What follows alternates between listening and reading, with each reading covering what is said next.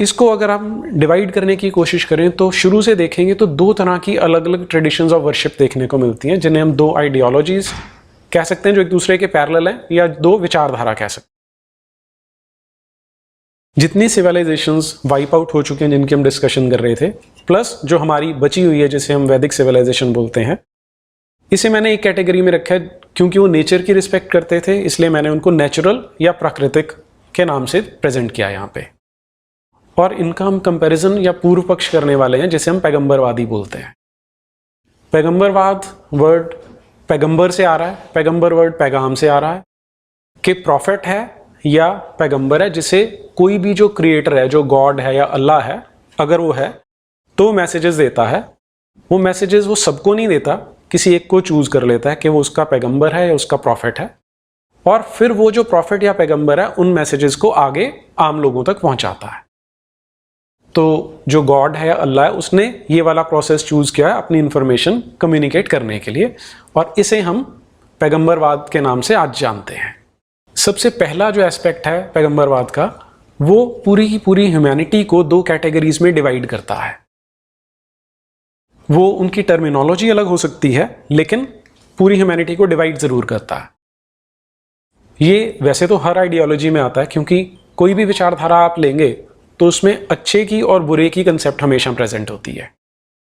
तो जो तो नेचुरलिस्टिक हैं, जो प्राकृतिक हैं, उनके अंदर ये जो डिवीजन है वो किस बेसिस पे की जाती है, वो उसका जो बेस है वो है एथिक्स कैसे हैं या उसका बिहेवियर कैसा है।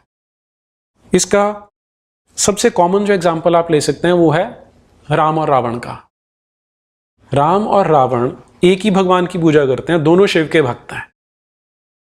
तो यहां पर वो किसको पूज रहे हैं वो उनको अच्छा या बुरा नहीं बनाता, उनका जो बिहेवियर है, उनके जो एथिक्स हैं या उनके जो एक्शंस हैं वो उनको अच्छा या बुरा बनाते हैं।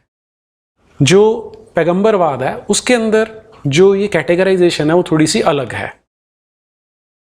इसमें ये जो कैटेगराइजेशन है वो फेथ पे या रिलीजन के बेसिस पे की जाती है कि अगर तो वो मेरे फेथ वाला है, वो मेरे रिलीजन वाला है, मेरे मजहब वाला है, तो वो अच्छा है, अदरवाइज वो बुरा है, उसको रिजेक्ट किया जा सकता है, जिसे आजकल हम अदराइजेशन कहते हैं कि ही इज द अदर।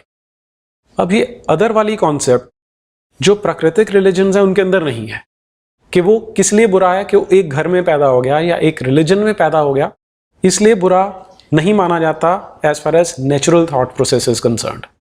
लेकिन जब आप प्रोफेटिक रिलीजन्स में आते हैं वहां पर ये कैटेगराइजेशन बर्थ बेस्ड कह सकते हैं या रिलीजन बेस्ड कह सकते हैं। यहां पर जो कैटेगराइजेशन है वो है, अगर आप क्रिश्चियनिटी देखेंगे तो बिलीवर वर्सेस इनफिडल हो जाती है, इस्लाम देखेंगे तो मोमिन वर्सेस काफिर हो जाती है। ये जो डिवीजन की जा रही है वो एथिक्स से लिंक्ड नहीं है। इसका बेस्ट एग्जांपल हम ले सकते हैं गांधी जी के एग्जांपल से। लोगों की अलग अलग राय है, कुछ लोग गांधी को अच्छा बोलते हैं, कुछ बुरा बोलते हैं, उस डिबेट में नहीं जाएंगे। लेकिन वर्ड ओवर ये माना जाता है कि वो नॉन वायलेंस की बात करते थे तो बहुत अच्छे आदमी थे, he was a very good human being. लेकिन इन दोनों रिलीजन्स ने उनको कैसे ट्रीट किया है वो हमें एक बहुत अच्छा, बहुत क्लियर एग्जांपल दे देता है कि किस तरह से डिस्क्रिमिनेशन या डिफरेंस क्रिएट किया जाता है।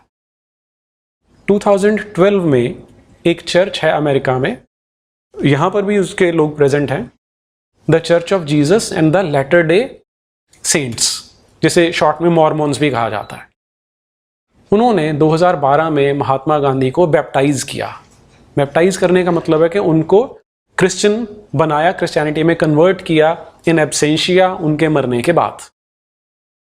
इसका रीजन क्या है कि लोग पूछते हैं कि आप बोलते हो कि जो अच्छे लोग हैं वो हेवन में जाएंगे, जो बुरे लोग हैं वो हेल में जाएंगे, तो गांधी जी के बारे में आपका क्या कहना है?